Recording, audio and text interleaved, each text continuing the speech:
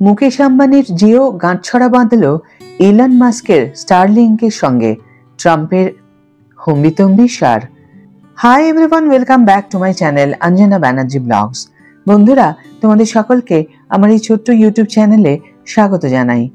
মার্কিন president Donald ট্রাম্পের শুল্কযুদ্ধ নীতির সময়ে এই 2 কোটি কোটিপতির চুক্তি স্বাক্ষর অত্যন্ত তাৎপর্যপূর্ণ এক পদক্ষেপ।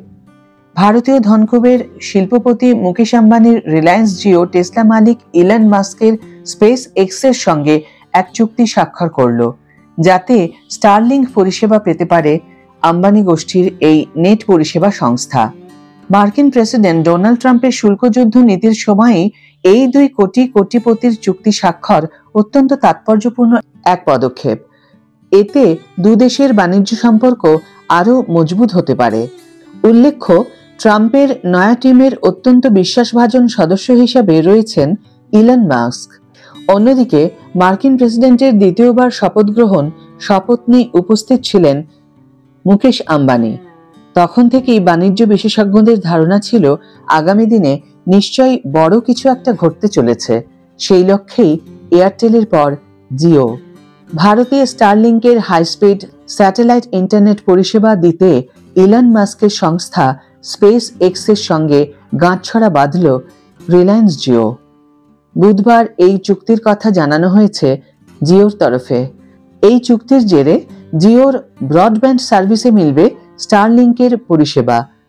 মঙ্গলবার স্টারলিংকের সঙ্গে একই ধরনের চুক্তির কথা ঘোষণা করেছিল এয়ারটেল। রিপোর্ট অনুযায়ী জিও তার খুচরো বিক্রয় কেন্দ্রগুলির পাশাপাশি তার অনলাইন স্টোর ফ্রন্টগুলির মাধ্যমে স্টারলিংকের ডিভাইসগুলি বিক্রি করবে। চুক্তিটি স্পেস এক্সের ভারতে স্টারলিংক বিক্রির নিজস্ব অনুমোদন পাওয়ার সাপেক্ষে কার্যকর হবে। স্টারলিংকের সঙ্গে চুক্তির পর জিওর তরফ থেকে বলা হয়েছে, এই চুক্তির মাধ্যমে ডেটা ট্রাফিকের ক্ষেত্রে বিশ্বের বৃহত্তম মোবাইল অপারেটর হিসাবে জিওর অবস্থান বজায় থাকবে। ভারতের সবচেয়ে গ্রামীণ ও প্রত্যন্ত অঞ্চল সহ সারা দেশে নির্ভরযোগ্য ব্রডব্যান্ড পরিষেবা সরবরাহ করতে বিশ্বের শীর্ষস্থানীয় লো আর্থ অরবিট স্যাটেলাইট অপারেটর হিসাবে স্টারলিংকের অবস্থানকে কাজে লাগাবে জিও। জিওর আউটলেটগুলিতে স্টারলিংক সরঞ্জাম সরবরাহ করা ছাড়াও গ্রাহকদের পরিষেবা ইনস্টলেশন এবং অ্যাক্টিভেশনেও সহায়তা করবে। উল্লেখ্য, ভারতে ইন্টারনেট পরিষেবা প্রদানে ইলন মাস্ক আগ্রহ প্রকাশ করে আসছিলেন। ভারতও কয়েকদিন আগেই জানিয়ে দেয় যে স্যাটেলাইট স্পেকট্রাম বন্টনের ক্ষেত্রে নিলাম হবে না, বরং প্রশাসনিকভাবে বন্টন করা হবে স্পেকট্রাম। জিও এবং এয়ারটেল এই পদ্ধতিকেই বেশি পছন্দ করে থাকে।